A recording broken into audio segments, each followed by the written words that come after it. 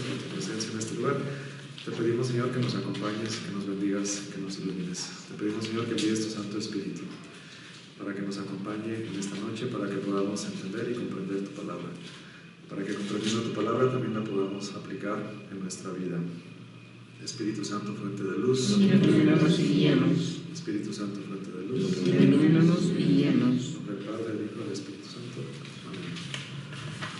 Muy bien, buenas noches. Vamos a ver el día de hoy, vamos a comenzar a ver el tema de los salmos. Si tienen sus copias del libro, estamos viendo el libro Los sabios de Israel, Conciencia y Ley a debate. Los sabios de Israel, del padre Antonio Salas, Ediciones Navarra.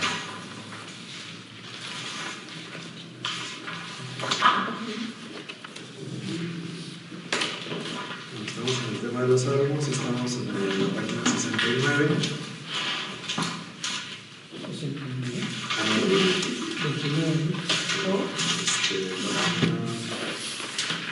Sí, 29.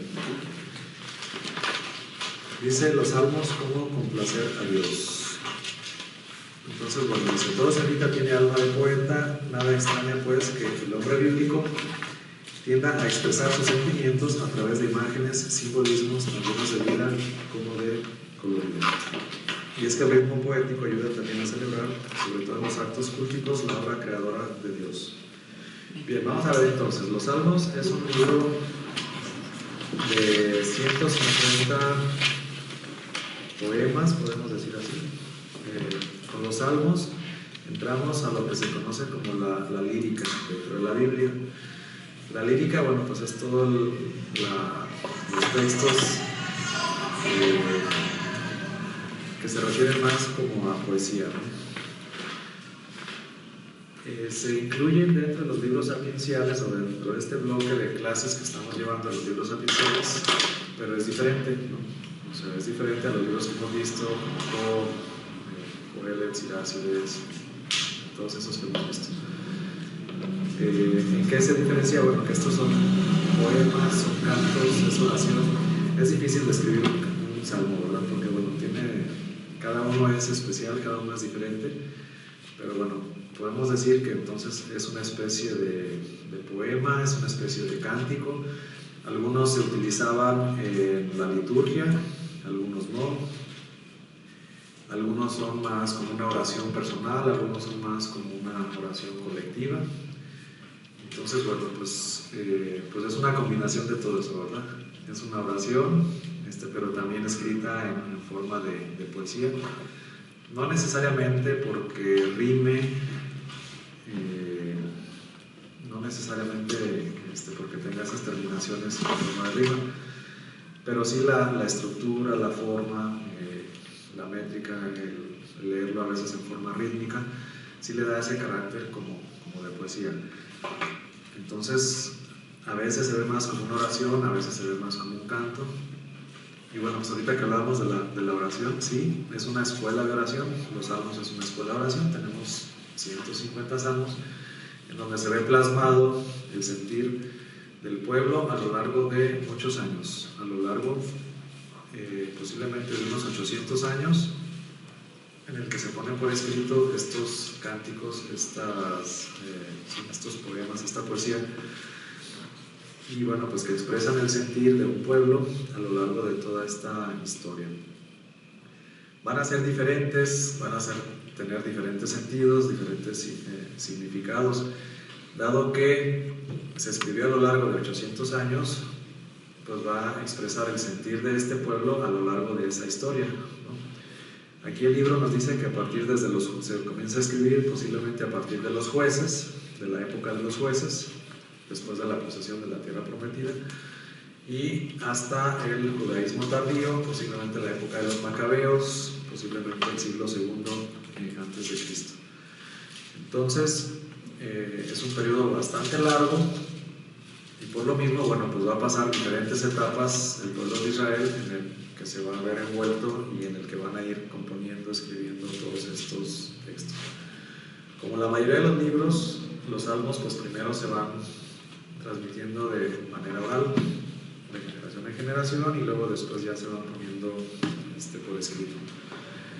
Como es la oración, es el sentir, es expresar el sentir de ese pueblo a lo largo de la historia, pues se ve reflejada la situación o el estado de ánimo del pueblo en diferentes etapas. No es lo mismo para el pueblo de Israel cuando estaban en su máximo esplendor, a lo mejor con el rey David, con Salomón, que cuando están en el destierro, que cuando los van a invadir, etc., ¿no? Entonces es como, digamos, como nuestra oración, que tampoco es igual en cada momento, cada día, ¿verdad? A veces tenemos algunas apuraciones, o a veces no, a veces estamos bien y le damos gracias a Dios. Entonces esa oración pues va cambiando a través de las circunstancias que nosotros vamos viviendo.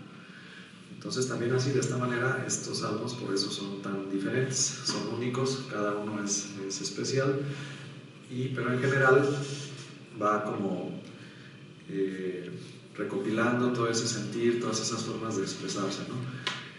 También esa parte litúrgica pues representa también ese querer, ese deseo de querer agradar a Dios, ¿no? de vincularse con Él. Es querer sentir a un Dios cercano a través de la poesía, en algunos casos a través de la música. Estos salmos, cuando estaban en la liturgia, pues se cantaban, no solamente como que se leían, sino que también se cantaban, formaban parte de los cantos litúrgicos. Entonces es una manera pues también como de agradecer, de agradar a Dios con el canto, ¿no? de ellos. Entonces bueno, pues eso es lo que va a ir conformando toda esta serie de himnos, salmos, cánticos, poemas, oración, todo junto, mezclado, y que va expresando el sentir del pueblo, pero no solamente el sentir, sino esa oración dirigida a Dios y ese deseo pues también de agradar a Dios y tener ese contacto con lo divino por medio de la liturgia. Hay algunos salmos, bueno, por ejemplo, ahorita que hablábamos de la historia, pues muy probablemente, bueno, cuando vivían en la época del reino, o de los reinos, cuando tenían su templo, pues los cánticos se cantaban en el templo, algunos están relacionados con algunas fiestas litúrgicas, pero por ejemplo, pues cuando estaban en el destierro, pues no tenían templo, ¿no? Y entonces, ¿qué hacían? Pues entonaban los salmos, ¿no? Ya sin el templo, pero ya nada más les quedaban los salmos para entonar, ¿no? Algunos salmos de los ríos de Babilonia. Entonces, bueno, con eso se acordaban de cuando ellos estaban en el templo, vivían todas esas celebraciones, y se acordaban con nostalgia de lo que habían perdido, ¿no? que tenían y que luego ahora ya no lo tenían. Bueno, entonces dice que el pueblo recurrió con frecuencia a los cánticos e himnos en su afán de complacer a la divinidad. Es una manera también de complacerlo, así como están los sacrificios, que también es una manera de complacer a Dios, también los cánticos es otra manera de complacer a Dios, ¿no? Como una ofrenda agradable, como hacer algo bonito, pues como para que llegue a Dios. Tenemos entonces composiciones poéticas. Hay algunos cánticos, estos cánticos y esta poesía y esta lírica no está únicamente en los salmos, también hay otros libros de la Biblia que tienen esta lírica, estos poemas. Es fácil de identificar en las Biblias cuando nos encontramos ante un poema o ante una lírica, la disposición dentro de la misma Biblia, en lugar de que se vea escrito así como que todo de corridito, como que hasta tiene un margen y ya se pone como de una manera diferente. Y eso nos indica que a lo mejor estamos ante la presencia de un poema o de este tipo de literatura, ¿no? Aquí, por ejemplo, el libro nos trae algunos ejemplos. Por ejemplo, el cántico de Moisés. ¿Se acuerdan en Éxodo 15 cuando salen de Egipto? Ese cántico, ¿no? Que salen todos contentos ya de que salen de Egipto después de cruzar el mar de los juncos. Entonces ahí ya están con sus panderos y cantando todo. Ese cántico es de los textos más antiguos de la Biblia. Posiblemente le ganen algunos proverbios, ¿verdad? Porque vimos que a lo mejor algunos proverbios se habían hecho con anterioridad. Pero de los textos se considera que ese es de los más antiguos, entonces ese también es un himno, ¿no? Es un himno, es un cántico de, como de acción de gracias, pues porque le dan gracias a Dios porque los sacó de Egipto, ¿no? Porque los liberó de Egipto. También hay otro, cuando Débora agradece a Yahvé. Débora era una de los jueces, cuando Yahvé aniquila a sus enemigos. Y también hay una elegía de cuando David pierde a Jonatán. ¿Se acuerdan que era muy amigo de Jonatán? Entonces hay una elegía también, que es un cántico fúnebre, ¿no? Que se refiere a una persona que ya ha fallecido, y también es ese cántico. Entonces, bueno, son ejemplos de poesías, de poemas, de cánticos, de este tipo de literatura o de poesía que encontramos a lo largo de la Biblia. Entonces, el libro de los Salmos está lleno de estos, pero no es el único libro que tiene poesía, ¿no? De repente nos encontramos algunos textos. Ahorita se viene a la mente también en el libro de Jonás, me parece, creo que todo el capítulo 2 de Jonás es como un salmo que habla de que cuando él cayó al fondo del abismo y todo eso, cuando ya lo tiran, cuando lo escupe la ballena, bueno, el pez grande lo escupe y se va hundiendo al fondo del mar, ahí entra es un salmo, realmente es un salmo, aparentemente en los labios de Jonás, pero habla de que cuando cae al fondo del abismo, pues él está en el fondo del océano, no tanto del abismo, pero parece que es como un salmo. O sea, si uno lo lee independiente de Jonás, se lee como si fuera un salmo. Entonces, bueno, vemos este tipo de poesía en diferentes libros, y bueno, no es el único lugar en donde encontramos esta lírica. Vamos a ver también otra clase del Cantar de los Cantares, ¿no? También, que es un poema más de amor, y no tanto de alabanza, de himnos, de glorificación a Dios. Entonces, bueno, tenemos este tipo de textos líricos, ¿no? O poesía.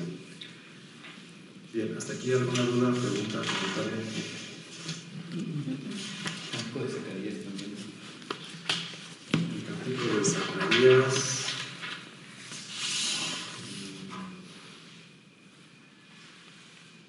Es el Benedictus, ¿no? Es el Benedictus. Bueno, ese es. ¿Sí es el de Zacarías? El papá de Juan el Bautista es el Benedictus, porque el de María es la Magnífica. Eso lo hace en mi casa. Sí, entraría en lo que está lírica. Que también tiene su propio género, pero sí yo creo que sí entraría dentro de este género, digamos, en general. Pero dentro de este género en general hay como diferentes clasificaciones, que es muy parecido al Benedictus al Magnífica, ¿no? Más que, bueno, sí. Son 150, pero luego en las Biblias aparece entre paréntesis. Otros números. Sí. Bueno, si quieren una vez lo vemos. En la página. Vamos a hablar un poquito. En la página 36. En la página 36 del libro de texto que estamos viendo, tenemos ahí una tablita que dice el número de capítulos. Digamos que tenemos dos traducciones. El texto hebreo, digamos que es el texto original, y en la segunda columna tenemos el texto griego, que es la versión. Acuérdense, se escribió primero en hebreo, casi todo el Antiguo Testamento se escribió en hebreo, y luego algunos años antes de la venida de nuestro Señor Jesucristo se hizo una traducción de los 70s, ¿no? La versión de los 70s en Alejandría. La traducción de los 70 se tradujo toda la Biblia que existía en ese momento, que era el Antiguo Testamento, al griego. Dice la leyenda que eran 70 o 72 sabios, ¿verdad?, en Alejandría, que se tardaron 72 días en traducir toda la Biblia del hebreo al griego. Esa versión de los 70 entonces tradujo este texto hebreo, y luego de esa versión de los 70 también San Jerónimo tradujo el Salterio. El Salterio se le conoce como al conjunto de los salmos. También está relacionado el Salterio tiene relación con el instrumento que se tocaba, así se llamaba, el instrumento que se usaba para tocar, para compasar la música en el templo, también se llamaba salterio. Entonces el salterio, digamos que tiene dos significados: el instrumento, es el primero y original, pero también se le conoce como salterio al conjunto de todos los salmos, a los 150 salmos se le conoce como salterio. Entonces, bueno, esta traducción de los 70 después la hace San Jerónimo para hacer, digamos, el salterio romano, traducirlo al latín y que formara parte de la liturgia. Y entonces, bueno, aquí tenemos la diferencia de los capítulos y versículos. Bueno, más que nada de los capítulos. Tenemos algunos, entonces, por ejemplo, en la tabla dice del 1 al 8 son exactamente iguales en las dos traducciones, del 1 al 8. Por ejemplo, el 9, el capítulo 9 o el Salmo 9 de la versión griega, acá en el hebreo está en dos salmos. En el hebreo original estaban dos salmos, el 9 y el 10, que la versión griega la unificó en dos salmos, lo hizo uno. Entonces ya se empiezan a desfasar.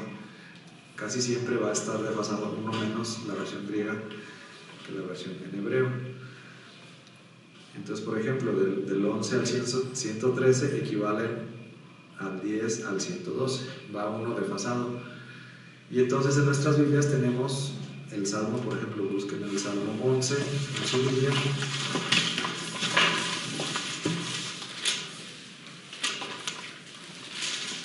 Del 1 al 8 no dice, no tiene anotación, ¿verdad?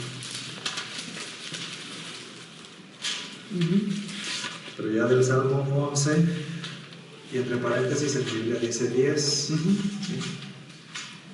Entonces se conservan los dos números, digamos el original, el originalito sería la traducción hebrea, el texto hebreo sería el número original. Y entre paréntesis se va a poner entonces el que le corresponde, digamos, a la traducción o a la versión griega, que esa griega también después se tradujo en la Vulgata, que se utilizó como el Misal romano. Entonces, en la liturgia, ¿por qué se conservan los dos números? Parece que el más indicado y el más adecuado pues sería el hebreo, ¿verdad? El original, en el que se escribió.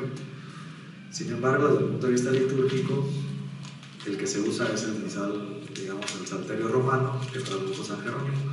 Entonces, desde el punto de vista litúrgico, tiene otros números. Por eso se siguen conservando los dos números, nada más. Entonces, pues ahí va diciendo del 114 al 115, corresponden al 113. Ahí, por ejemplo, ahora al revés, de la versión griega, del 113, equivalen al 114 y al 115.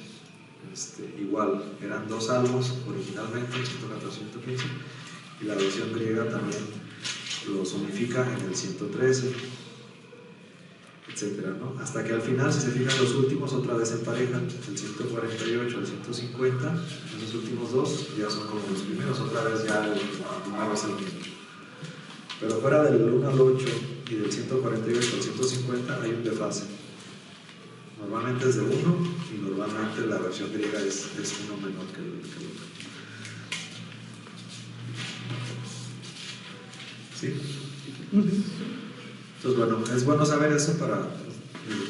No nos estorba que tenga el número ahí, pero ya sabemos por qué tenemos dos números. Podemos citarlo, el principal es la versión hebrea, pero en cuestiones litúrgicas puede ser que sea el otro número, ¿sí? Nada más para la liturgia. Por eso se han conservado los dos. Si no fuera por la liturgia, pues nos quedaríamos nada más con el primero. Bueno, ya nos saltamos un poquito. Entonces,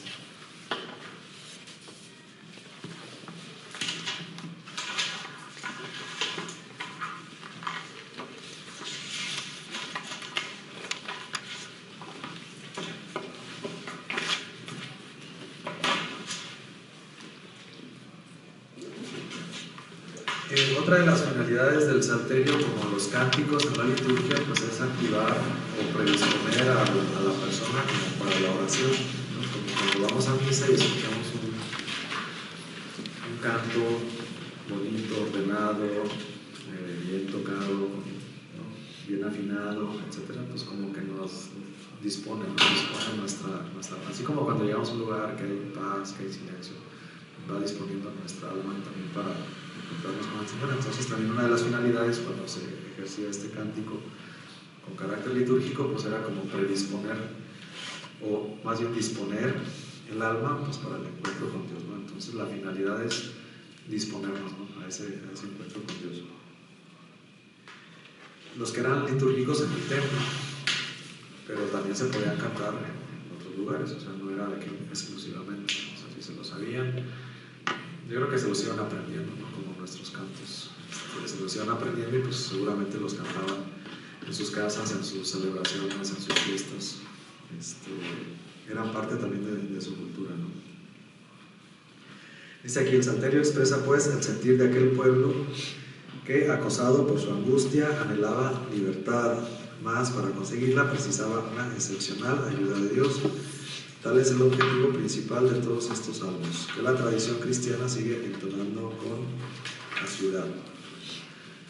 Aunque parecería, bueno, parecería como, bueno, son antiguos, ya no aplican en la actualidad, pero es todo lo contrario, ¿no? Porque todos vivimos algún tipo de angustia, algún tipo de problema. A lo mejor son diferentes los problemas que nosotros vivimos que los que vivía el pueblo de Israel. Quién sabe cuáles son más graves o más difíciles. A nosotros pues, nos preocupa la carestía, nos preocupa la inseguridad, nos preocupan muchas cosas, ¿verdad? Pero en aquella época no les preocupaba que los iban a invadir, que los iban a deportar, que los iban a matar, etc.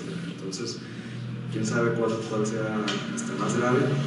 Por ese sentimiento de, por un lado, de angustia, de temor, de depender también, de pedirle a Dios que nos ayude, sobre todo en momentos difíciles.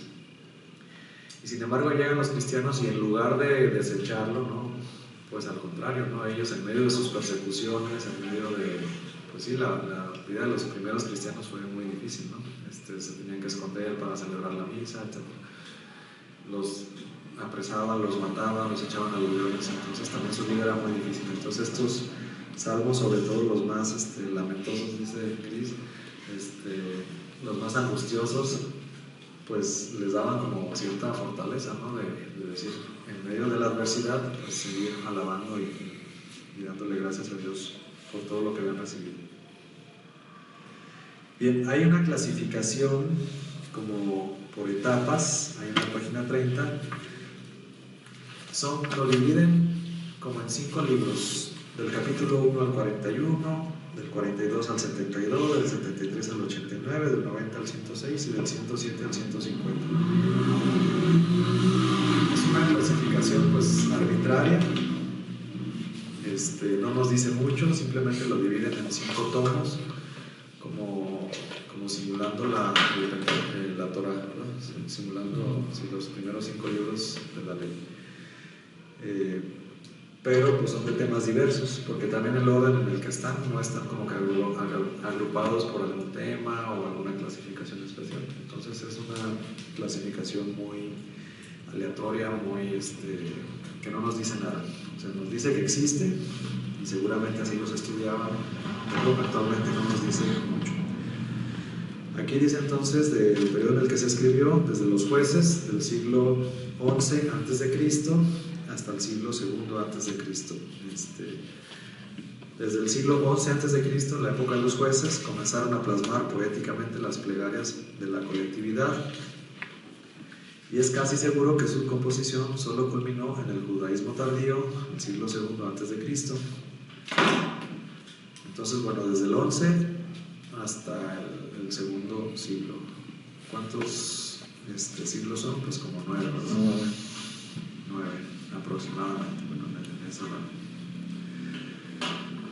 Entonces, en épocas de crisis o turbulencias, sus composiciones tendían a connotar angustia o temor. Bueno, cuando tenían más dificultades, pues sus salmos, sus cánticos que componían en ese momento, pues expresaba eso, ¿no? En cambio, cuando estaban bien, pues expresaban ilusión, entusiasmo, gratitud, cuando no tenían tantos problemas o cuando no tenían tribulaciones tan grandes, ¿no? Ahora, ¿quiénes son los autores o quién es el autor de los salmos? Se dice que ese es el sentir del pueblo, pero el pueblo pues no escribe, ¿verdad? Escribe un autor, no escribe todo el pueblo. Ese autor o esos autores pueden expresar el sentir de todo el pueblo, sí, pero hay autores individuales. Al final de cuentas, quien lo pone por escrito pues tendría que ser una persona, no muchos.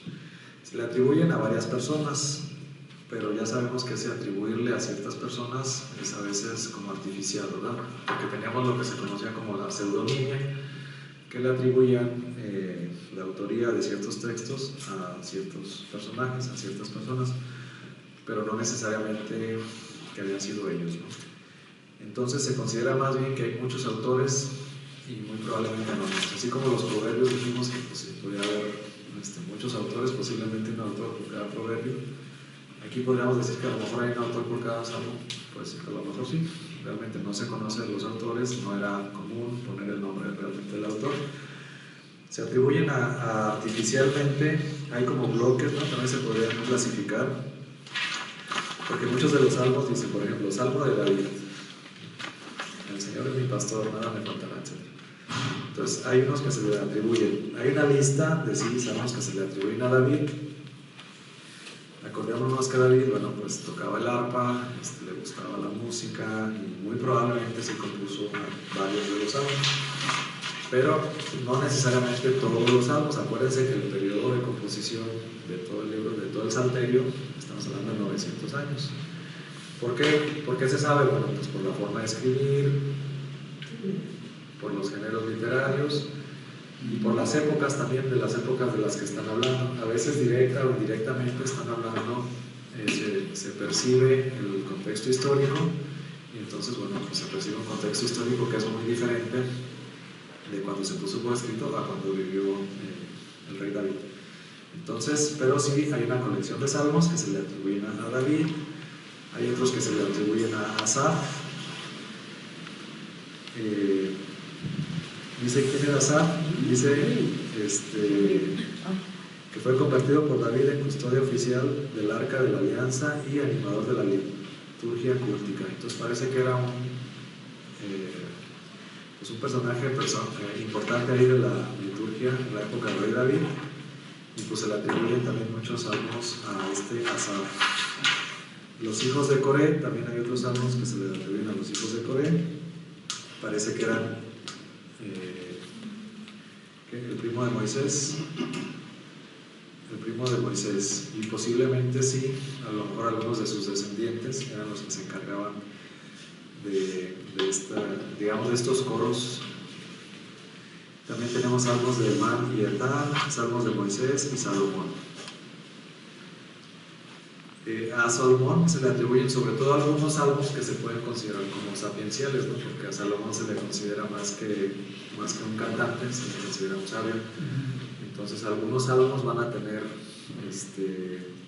esta característica de los libros sapienciales que hemos visto.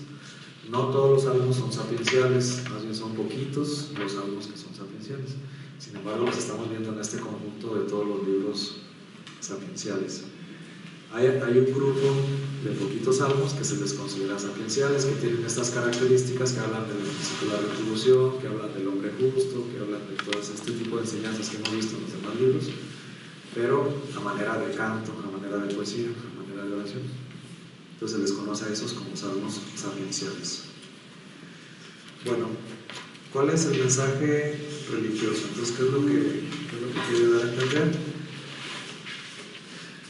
Dice aquí que aunque algunos salmos sí se utilizaban en la liturgia,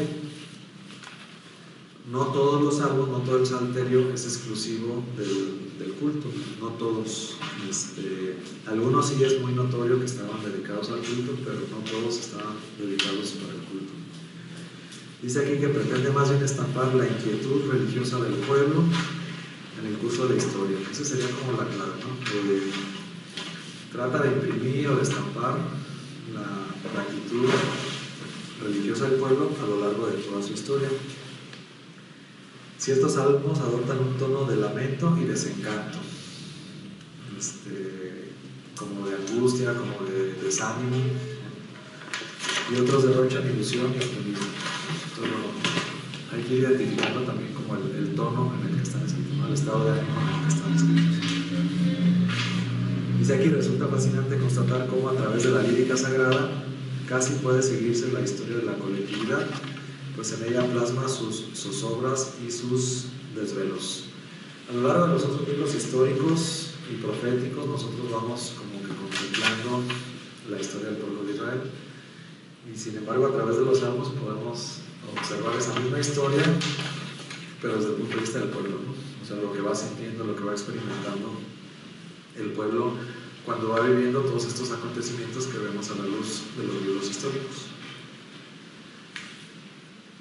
Bueno, la fijación del salterio. Aquí dice el libro que se termina de poner por escrito en su forma final, seguramente en el segundo siglo antes de Cristo.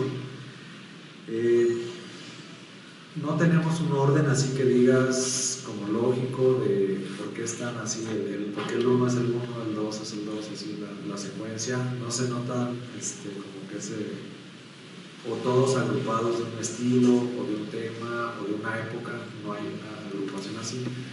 Bueno, sí la hay, pero no la alcanzamos a percibir. Lo que se percibe es que a lo mejor lo que se supone es que es una colección de colecciones, como que había colecciones pequeñas de salmos, y luego al final solamente se ponen ya se le da forma final y se pone en orden estas colecciones pequeñas de los salmos, o sea, como una colección de colecciones, una colección más grande, donde va poniendo por orden todos los salmos. ¿Se puede pensar que existieron más y se perdieron? Posiblemente sí.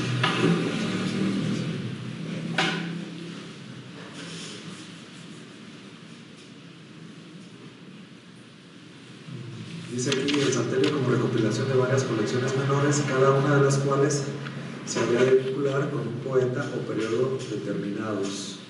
Y tampoco se excluye que algunos salmos estuvieran relacionados con festividades concretas. A lo mejor algunos salmos se cantaban para ciertas festividades. En todo caso, parece lógico que cada tradición conservara su autonomía hasta que un último redactor las agrupó, lo cual se supone que ocurrió en torno a la época macabea, lo que decíamos, el judaísmo tardío, siglo II antes de Cristo. Ahí se terminó de poner por escrito, ¿no? Bueno, de hecho, en no pocos salmos se consigna la actitud personal del creyente ante una divinidad cuya protección quiere conseguir. Nada impide, pues, suponer que el salterio fuese, para el judaísmo tardío, un libro de plegarias válido para estimular a cuantos anhelaban dialogar con Dios. Entonces, por eso también se conoce como libro de plegarias, ¿no? Por eso les decía al principio, pues es difícil definir un salmo, ¿no? A veces suena más a cántico, a veces suena más a plegaria, o es una plegaria en forma de poesía, en forma de canto.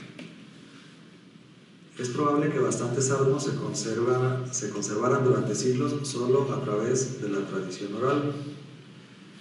Ahora, cuando nosotros decimos que solamente se pasaban de tradición oral, a veces pensamos que podía ser que se iban deformando muy fácilmente. Sin embargo, la tradición oral está presente a lo largo de toda la Biblia, y lo que se ha visto, lo que se ha estudiado es que esa tradición oral era muy fiel. Normalmente se transmitía de generación en generación, pero de una manera muy fiel, no tanto como en nuestra actualidad, que tenemos como teléfono descompuesto, que alguien dice algo y luego ya lo cambiamos, sino que era muy fiel como se iba transmitiendo. Bueno,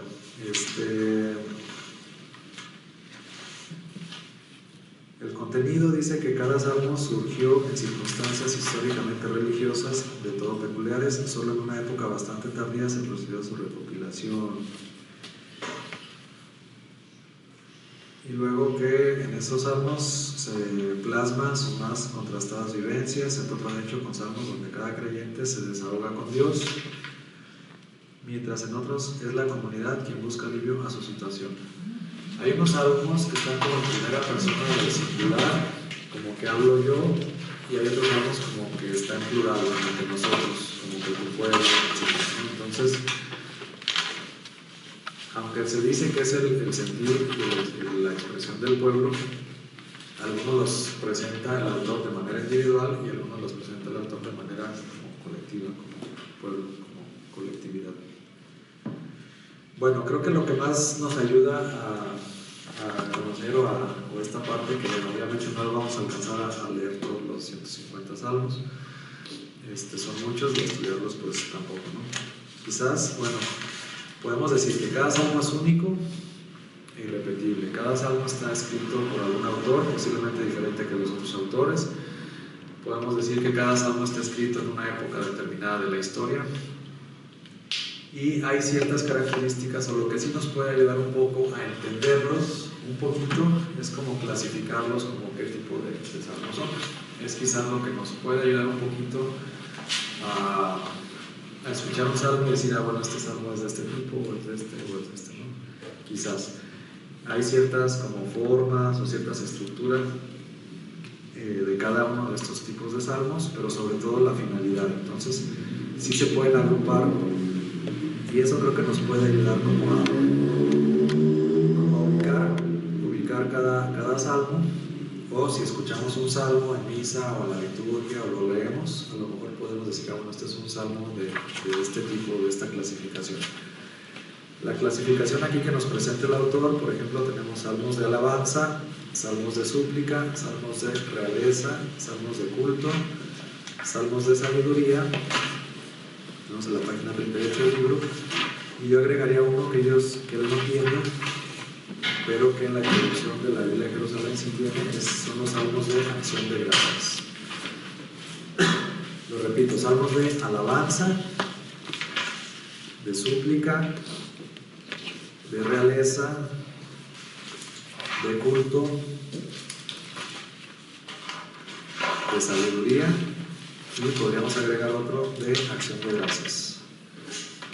No vamos a hacer una lista totalmente extensa. Aquí el libro trae algunos ejemplos, pero digamos que son a maneras de ejemplos, ¿no? Más que memorizar los salmos y decir, bueno, este, pues más que memorizarlos es como que ir ubicando cuál es la finalidad, cuál es el tipo, cuál es el sentido de ese salmo, cuál es la intención de ese salmo para poderlo ubicar en alguna de estas clasificaciones. Tampoco es una clasificación pura. Hay algunos salmos que podrían entrar en 2 o hasta en 3 clasificaciones. Simplemente es una manera como de agrupar los salmos. Pero creo que este tipo de agrupación nos ayuda más que el otro, que nada más era como un orden cronológico del número de salmos, que pues no nos ha ayudado nada porque realmente están salteados, o sea, no están todos agrupados por algún tema específico o alguna época en específico. Y quizás a lo mejor así el redactor final los quiso poner así todos como que salteados, ¿no? A lo mejor no les quiso dar un orden por grupos, sino simplemente quiso así como que ponerlos revueltos. A lo mejor fue su finalidad para que nosotros pues, pudiéramos tener como que toda la variedad de salmos ahí al alcance. Bueno, vamos a ver salmos de alabanza, por ejemplo. Los salmos de alabanza, yo creo que aquí al hablar de alabanza tenemos que hablar como de la oración. Si un salmo es una oración, pues tenemos que hablar como de una oración de alabanza. ¿Qué es una alabanza? Para ustedes, ¿cómo sería una oración de alabanza? Es como reconocer la grandeza de Dios, ¿no? Sí, reconocer la grandeza de Dios, alabarlo también por quien Él es, porque es bueno, porque es grande su amor y por a lo mejor todo lo que ha hecho, ¿no? Por lo que ha hecho por su pueblo, por lo que ha hecho por cada uno. Pero sobre todo sí reconocer su grandeza, ¿no? La grandeza de Dios. Ahí se nos puede confundir un poquito con el de acción de gracias, que es el último, porque a veces va como mezclado, ¿verdad? Como que primero reconocemos la grandeza de Dios, pero luego a veces también reconocemos todo lo que ha hecho en el mundo, en el universo, lo que ha hecho por nosotros. Y a lo mejor allá caeríamos un poquito en la oración de acción de gracias.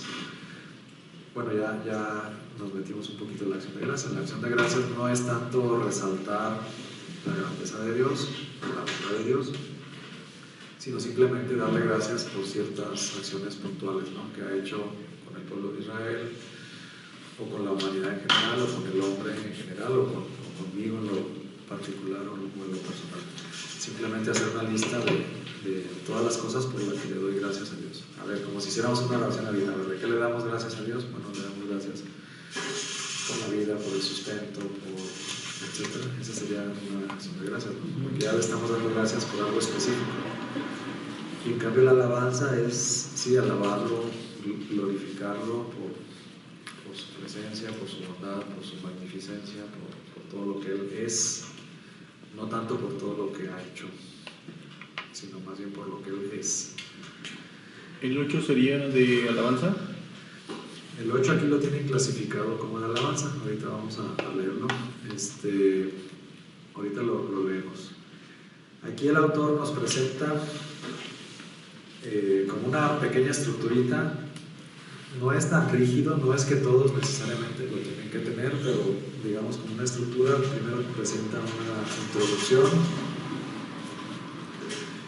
La introducción es como exhortativa, es como una invitación de alabanza, ¿no? Pueblos todos alaban al Señor, ¿no? Alabemos al Señor porque es bueno, alabemos. Entonces es como una invitación a alabar al Señor. Esa es la introducción. Luego ya el cuerpo, ahora sí, ¿por qué lo alabas? ¿No? ¿Cuál es la razón o por qué lo estamos alabando? A lo mejor los portentos y las intervenciones históricas de Yahvé a favor de su pueblo, y luego al final ya una conclusión como que sintetiza todo. Les repito, es una estructura muy sencilla, no todos los tienen, a lo mejor algunos no tienen conclusión, a lo mejor no se distingue muy bien el cuerpo, etc. Pero podría ser una estructura que pudiera tener este tipo de salmo, ¿no? Entonces yo creo que vamos a los ejemplos, vamos a leerlos y a ver si nos queda un poquito más claro cuáles son estos salmos de alabanza. Entonces, si alguien me ayuda a leer, Miguel, ¿me ayudas a leer el Salmo 8?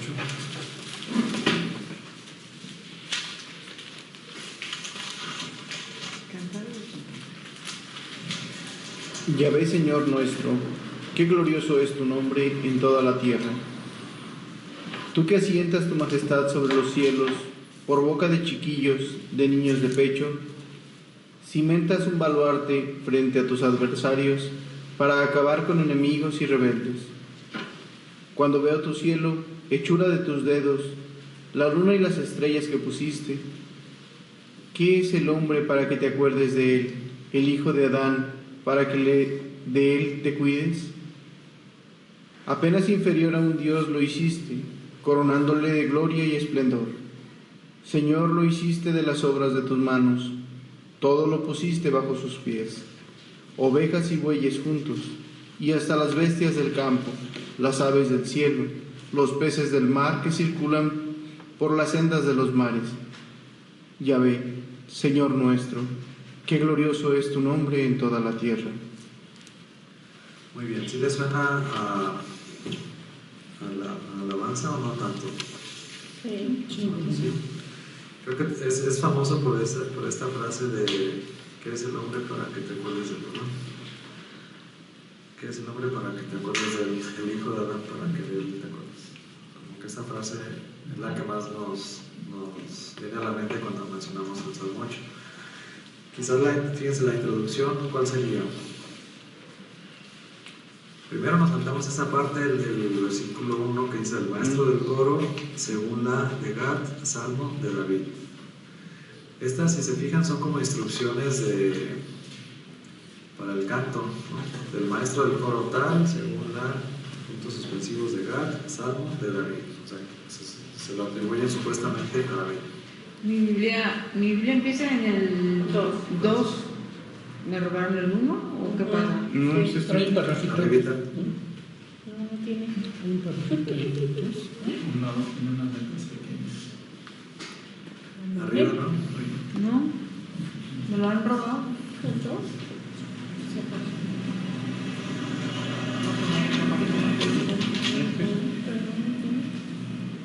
Solo tiene una nota como alcance aquí.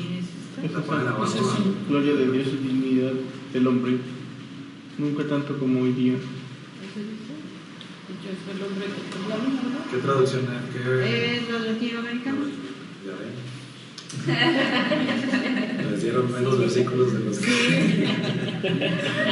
Si me han robado. Por eso no la recomendamos, por eso recomendamos la de Jerusalén, esa sí trae todos. No, sí, son instrucciones, realmente las podemos omitir, o sea, no son, para nosotros no son importantes, para el coro posiblemente sí eran importantes, ¿verdad? Para nosotros no. Pero bueno, esto es, son todas esas instrucciones ya como del coro, ¿no? De quién es el maestro del coro, cuál canto, quién lo compuso. Los que son así, cantos, tienen que respetar algún ritmo musical. Siempre en la liturgia no pueden cambiar el ritmo ni nada de eso de los salmos. Pues ahí, No sé cantar si no le diría a uno cantar. tiene sus reglas, no soy liturgista, pero para cantar en la misa, ¿te refieres? Ajá. Hay ciertas reglas, o sea, pero sí hay mucha libertad, nomás que luego a veces siempre los cantamos iguales. Sí. Pero cumpliendo con esas reglas sí hay cierta libertad. Hay unos que son expertos en eso y de repente hacen unas tonadas que nunca he escuchado. Mientras no se entonen y lo hagan todo desafinado, ¿está bien? No, si hay ciertos patrones, o sea, ciertos cambios de notas y todo, como que sí está más o menos bien regulado. O que cambien la finalidad, ¿no? Porque la idea es, como dice, encauzar y preparar el ambiente. Sí, cuando canta una toda desentonada, empiezan a... como los aplausos, se empiezan a cantar como la chimotrufia, ¿no? Pero tienes que... Hay cinco modos según. O sea, no soy como muy experta, pero sí sé que hay 5 modos así como tal para hacer canto de los salmos.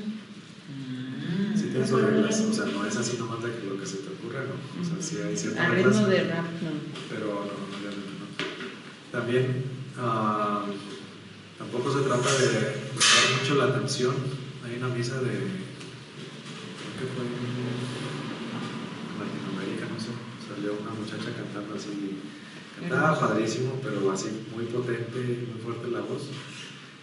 Y ahí el Papa no dijo nada, pero después hizo un comentario que tampoco tiene que llamar demasiado la atención, o sea, tiene que ser como discreto, o sea, cumplir con la finalidad, ¿no? Que es llevarnos a Dios. Pero ella sí cantaba tan potente y tan bonito también, pero como que no era muy litúrgico. O sea, el chiste no es que resalte ella, sino la liturgia es para que nos lleve a Dios, no para que resalte la canta. A veces pasa que lo quieren cantar y no lo entiendes, no sabes qué dijo. Aparte, hay lugares, bueno, en ese tiempo a lo mejor era un poco más fácil, ¿no? Porque supongo yo que había pocos instrumentos musicales. Porque ahora hay misas donde incluso yo he visto que meten hasta baterías, órganos, ¿verdad? Acordeones. ¿En serio? Sí. No cuento las penas. No había bocina ni micrófono. No.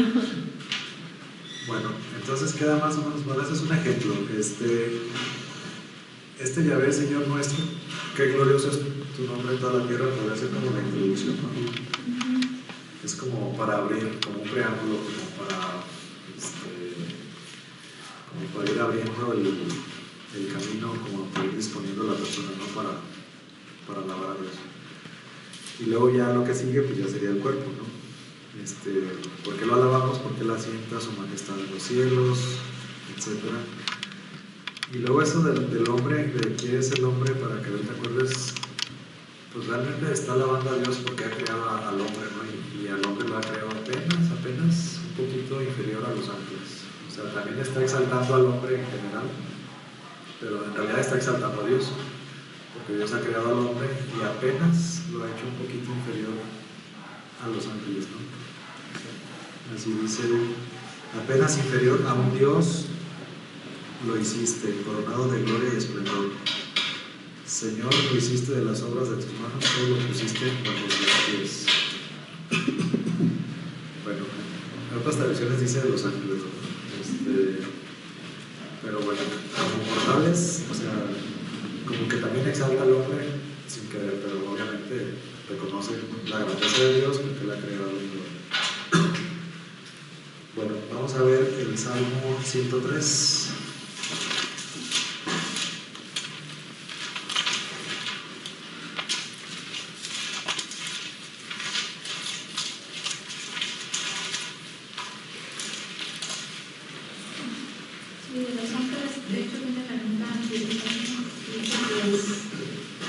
los ángeles. De los ángeles, escrito en el libro, en la Biblia, ahí sí aparece como sus seres misteriosos. Por eso ponen inferior a un Dios, pero tiene que ver con seres espirituales. Sí, yo lo he escuchado más bien como inferior a los ángeles. ¿Quién me ayuda a leer Salmo 103, por favor?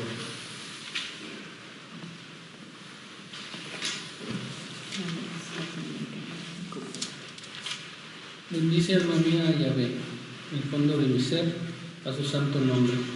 Bendice alma mía a Yahvé, nunca olvides sus beneficios. Él, que tus culpas perdona, que cura todas tus dolencias, rescata tu vida de la fosa, te corona de amor y ternura, satura de bienes tu existencia y tu juventud se renueva como la del águila. Yahvé realiza obras de justicia y otorga el derecho al oprimido. Manifestó a Moisés sus caminos, a los hijos de Israel sus hazañas. Yahvé es clemente y misericordioso, lento a la cólera y lleno de amor. No se querella eternamente, ni para siempre guarda rencor. No nos trata según nuestros hierros, ni nos paga según nuestras culpas. Como se alzan sobre la tierra los cielos, igual de grande en su amor con sus adeptos. Bien, hasta ahí vamos a dejar, está un poquito largo. Creo que al principio ya se agarra un poquito la idea. A ese bendice alma mía a Yahvé, ya de entrada como que ya nos va predisponiendo, ¿no? Y lo repite 2 veces, el fondo del ser a su santo nombre. Y luego otra vez, bendice alma mía a Yahvé, nunca olvides sus beneficios. Esto podría ser la introducción, que va como predisponiendo a la alabanza, o invitando al que escucha a alabar a Dios. Aunque lo dice en primera persona, ¿verdad? Dice bendice alma mía. En otros casos dice pueblos todos bendecir al Señor, o bendice alma mía, pero sea en singular o en plural, es como una invitación a disponernos para alabar al Señor. Y luego ya lo que sigue ya es el cuento. ¿Por qué lo queremos alabar y bendecir? Bueno, pues ya todo lo que dice, que tus culpas perdona, que cura tus dolencias, rescata tu vida de la fosa, ¿no? Por eso lo queremos alabar. Vamos al 113.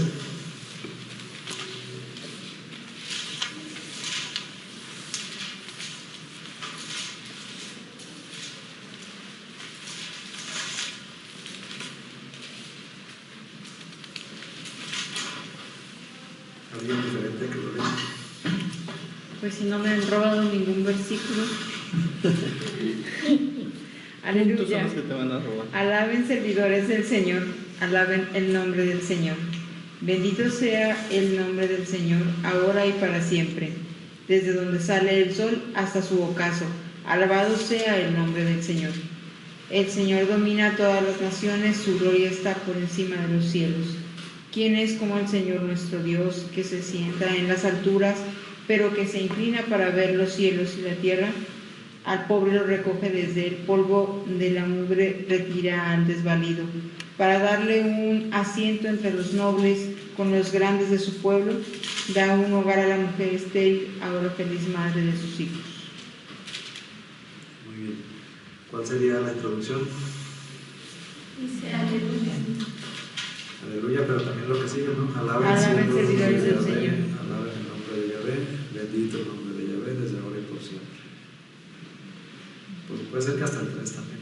Bueno, sí, de la salida del sol hasta su ocaso se ha alabado el nombre de Yahvé. Y luego ya el 4 ya sería el cuerpo, ¿no? Y a lo mejor a partir del 7 podría ser la conclusión. La conclusión, se fijan, es la menos clara, como que la introducción sí se nota claramente.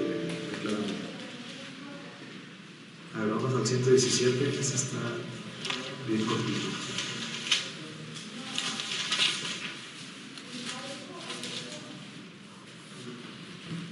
¿Alguien diferente? Alabad a Yahvé las gentes todas, alabadle todos los pueblos, porque poderosamente se ha manifestado sobre nosotros su piedad, y la verdad de Yahvé permanece para siempre. Aleluya. Muy bien, la introducción traducción cuál sería? Alabar a las gentes todas, alabar de todos los pueblos. Sí. Iván, te aplicaste la aleluya desde el aleluya. Y este sería sin conclusión. Este no tiene conclusión, nada más tiene Introducción y cuerpo. introducción y cuerpo. Sí, no es una estructura así rígida de que a fuerzas Tienen que llevar todo. A ver, 136. Uno antes es un ejemplo de esos que están unidos, por ejemplo, el 116, y entre paréntesis tiene 114, 115. Ah, todos. El 117, 116. 116. Ah, 114, 115. Ah, porque son dos. Sí, si se fijan en la tablita eran dos. Es un ejemplo de los que están unidos. En la versión hebrea y en la versión griega ya se unificaron. Y en el 115, perdón, que dice 115, pero entre paréntesis dice 113b. Lo partieron en dos. Si se fijan en la tablita, a ver a cuál equivale al 115. En la tablita del 115, bueno,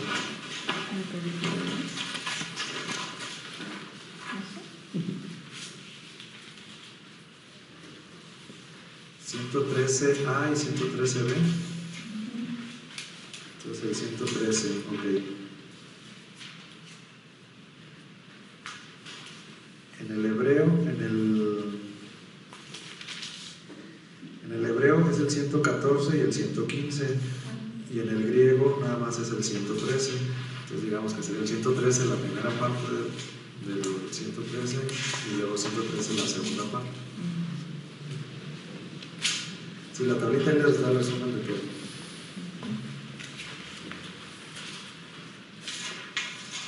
A ver, el 136.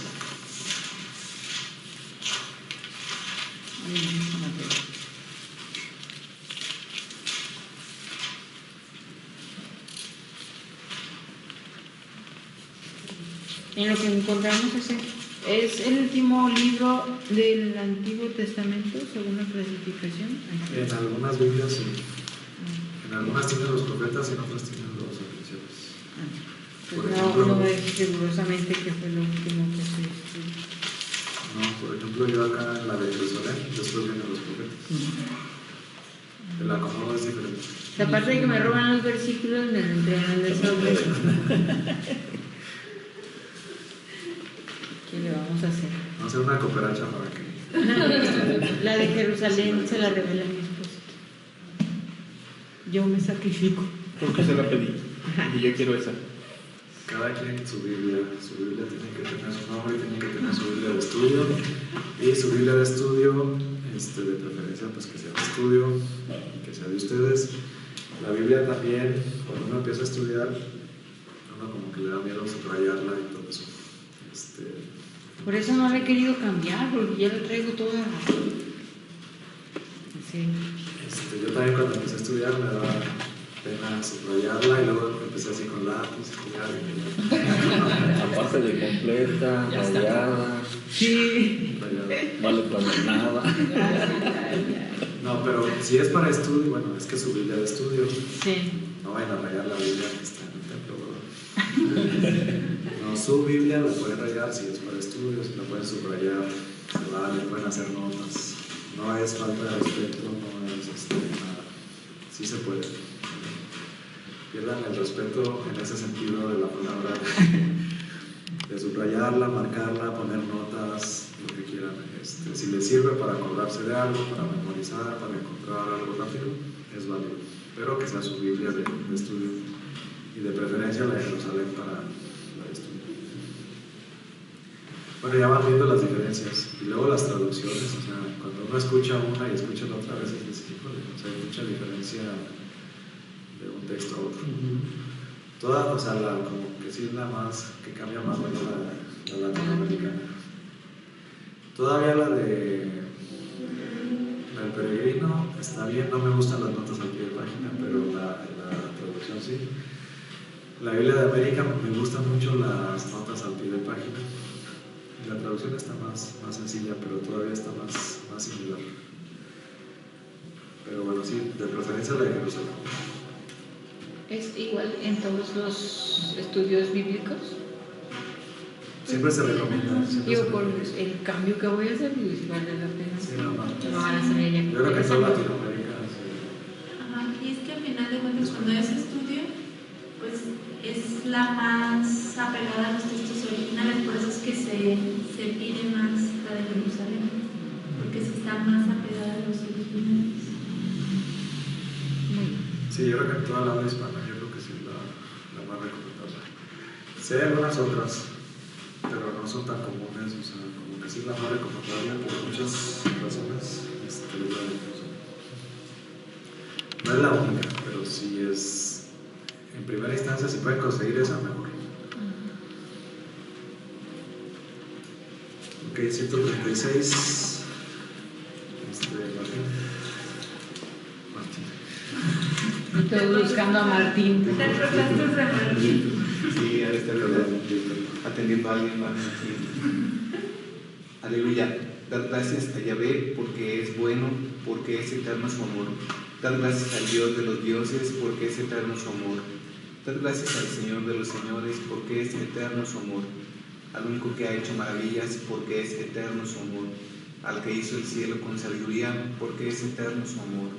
Al que asentó la tierra sobre las aguas porque es eterno su amor. Al que hizo las grandes lumbreras porque es eterno su amor. El sol para regir el día porque es eterno su amor. Luna y estrellas que rigen la noche porque es eterno su amor. Al que hirió en sus primogénitos a Egipto porque es eterno su amor. Y sacó a Israel de entre ellos porque es eterno su amor.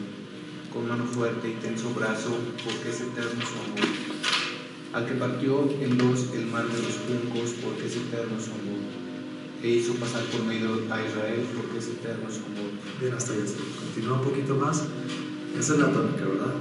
Lo está alabando, le está dando gracias por todo lo que ha hecho desde la creación del mundo, de cuando lo liberó de Egipto al pueblo de Israel.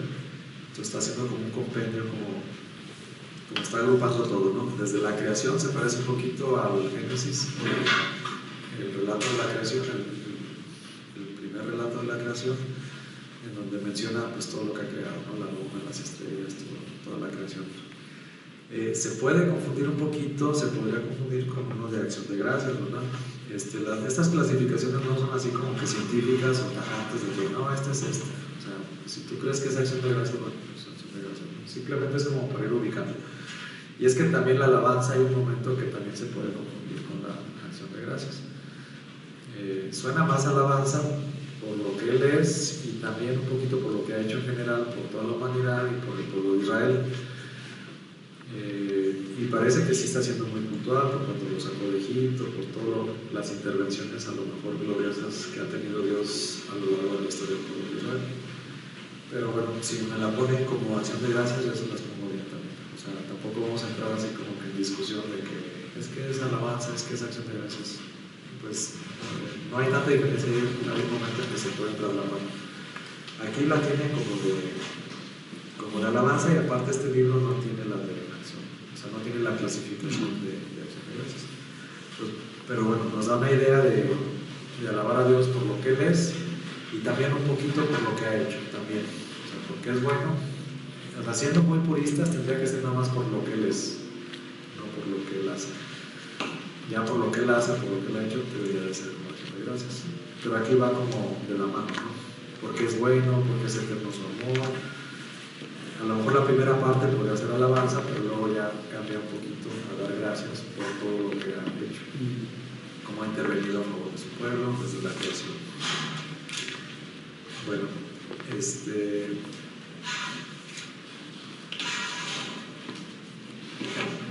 no sé si quieren que veamos un poquito de súplica. Vamos a ver salmos de súplica. Hasta ahí vamos a dejar los ejemplos.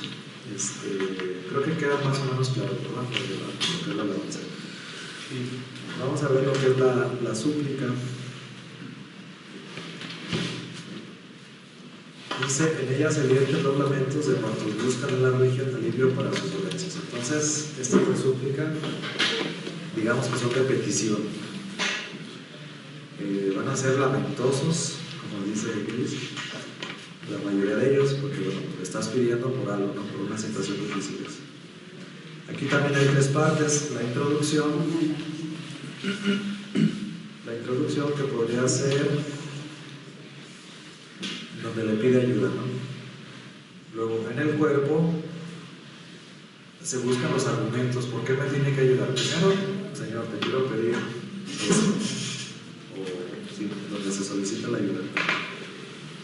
Luego, en el cuerpo del texto vamos a ver por qué el autor va a tratar de justificar por qué Yahvé, por qué Dios debería de atender esa súplica.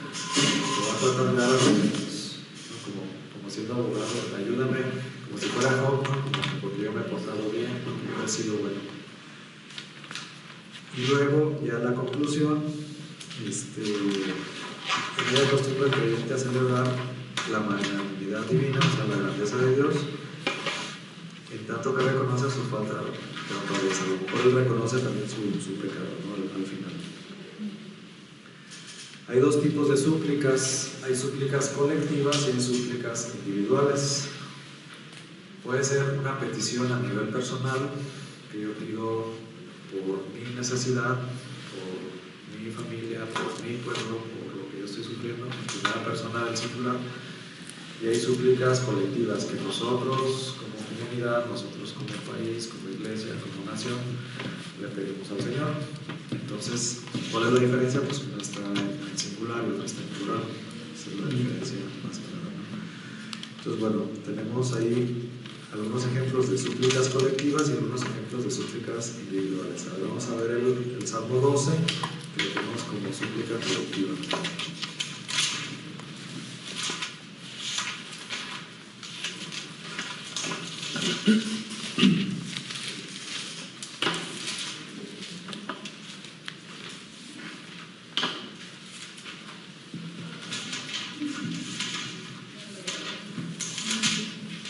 Te quitaron el uno también. Sí. Ese es del maestro de coro, la octava. En octava, que sean como instrucciones de Nota musical. nota musical de ¿Tú lo sabes ahí? Salmo de David.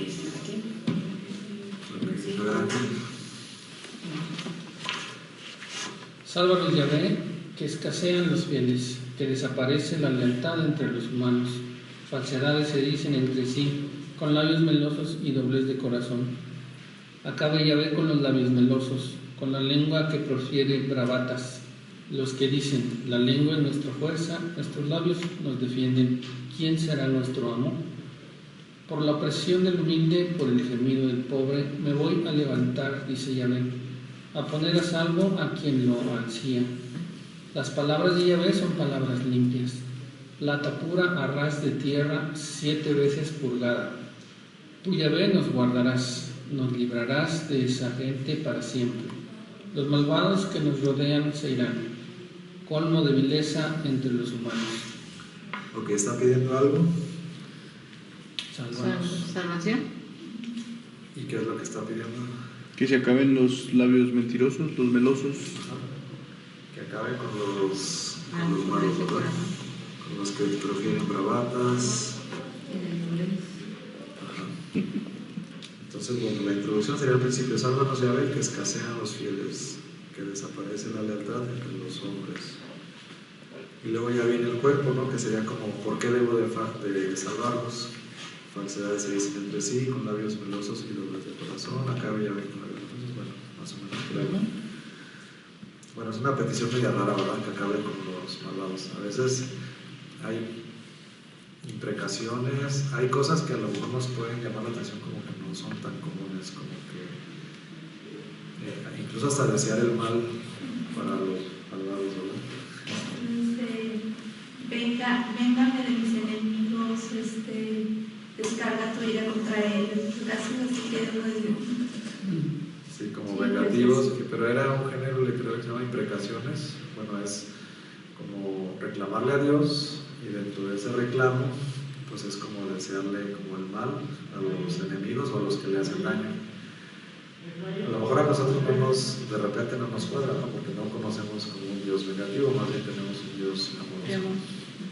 Pero primero tenemos que tener una también a la luz de la vida eterna. Acuérdense que en esa época, a lo mejor eso es algo más antiguo, todavía no estaba bien desarrollado el tema de la vida eterna. Y también tenemos que ponerlo en el contexto. El libro cuenta, el autor, el padre Antonio Salas, cuenta, por ejemplo, que a veces algunos salmos es diferente en un contexto, a lo mejor en Occidente, el que era, creo que es español, o no sé, en Europa, pues oye, ciertos salmos lamentosos, o así muy lamentosos, y pues no les dice mucho, ¿no? Pero a lo mejor en Latinoamérica, en comunidades indígenas, donde realmente hay opresión, hay mucha necesidad, pues ya adquiere otro sentido, otro significado, ¿no? Es muy diferente el contexto. Entonces, tanto en nuestra iglesia local son diferentes los contextos donde se leen los salmos, como a lo largo también de la historia. Él pone el ejemplo ese de...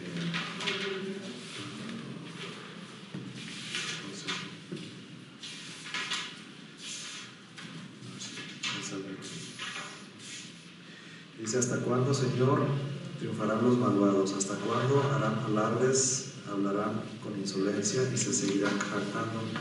Machacan a tu pueblo, Señor, oprimiendo su heredad. Asesinan a la viuda y al forastero mientras matan al huérfano.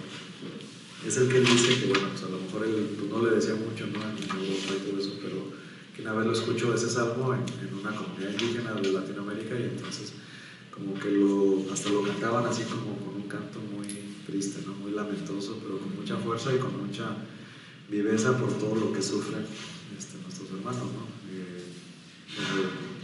Pues los oprimen, los matan, los expulsan, no vale nada. Y entonces, libro que se vuelve como un himno. Es como que esos pues son himnos, no son cantos, son poesías, pero adquieren como que vida, ¿no? Así como que es palabra de Dios, pero ellos, de acuerdo a su realidad que viven, entonces los asumen, los asimilan de una mejor manera, en el sentido a lo mejor original en el que fue escrito. Cuando pues a lo mejor no tienes tantos problemas, cuando tienes una vida más o menos resuelta, pues a lo mejor lo ves y pues sí está bien, pero no has vivido lo que han vivido cierto tipo de personas, ¿no? Especialmente los indígenas en el sur de nuestro país, o los indígenas en general, ¿no?, que son, digamos, la clase más desprotegida. Bueno, vamos a ver otro ejemplo, a ver si nos queda un poquito más claro. Bueno, ya más bien sería ese es en plural. Ahora vamos a ver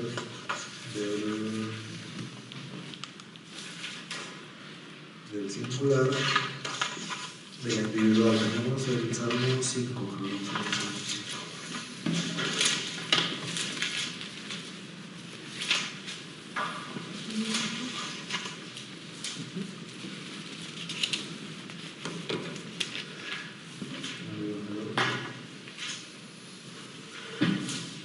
Al maestro del coro con flautas, Salmo de David.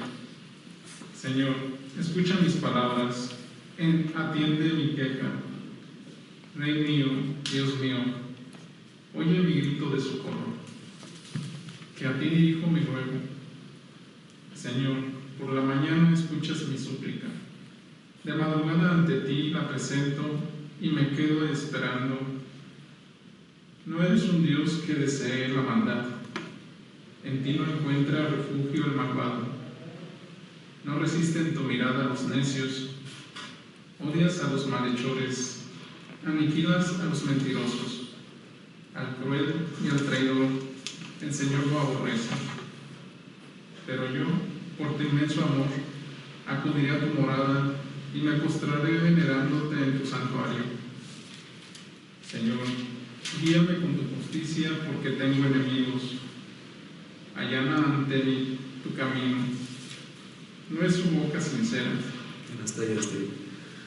Si ven el tono, bueno, primero está en primera persona, ¿verdad? El 3, casi en el 4 dice: a ti te suplico, Yahvé. Se está hablando a nivel personal, no está hablando a nivel del pueblo, de la colectividad, es una súplica personal. Aquí se ve clarito cómo si hace la petición y luego empieza a dar como argumentos, como justificaciones por qué Dios debería de cumplirle esa petición que le está haciendo, ¿no? Porque no eres un Dios que ama el mal, es como tratando de justificar, como, a ver, ¿por qué Dios debería de hacerte caso? Bueno, pues lo trata de convencer, ¿no?, aunque sea con argumentos. Dice: no eres un Dios que ama el mal, ni es tu huésped el malvado, no resiste el arrogante tu presencia, detestas a todos los malhechores, acabas con los mentirosos, al asesino y al impío. Bueno, según él está dando como que sus argumentos para que le haga caso y le cumpla su súplica o su petición. Bueno, se nos acaba el tiempo, entonces nos quedamos hasta ahí. Los salmos de súplica, faltan los otros de realeza, culto, sabiduría y acción de gracias. Esperamos primeramente Dios en la próxima clase ver un ejemplo de cada uno de esos salmos. Y bueno, pues es lo que vamos a alcanzar a ver en esta clase, ¿no? Ejemplos nada más así breves. Y yo creo que es importante que nada más como que vayan ubicando. Si van a misa o si escuchan algún salmo, traten de, en su mente, así como que a ver cuál clasificación entraría. Sin ser una clasificación exacta, precisa, científica, ni mucho menos. Pero a ver, a mí me suena como de súplica, de petición, me suena como de qué me suena, como de cuál clasificación. ¿Hicieron una oración de San Jerónimo? Sí. El Padre, el Hijo y el Espíritu Santo. Oh Señora mía, oh Madre mía, yo me despido y el afecto nos hagan esta noche y para siempre, mis ojos, mis oídos, mi lengua, mi corazón.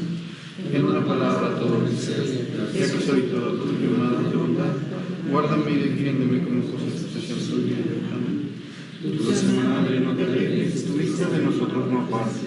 Ven con nosotros a todas partes y solo nunca nos dejes. Ya que nos proteges tanto como verdadera Madre, haznos bendiga el Padre, el Hijo y el Espíritu Santo.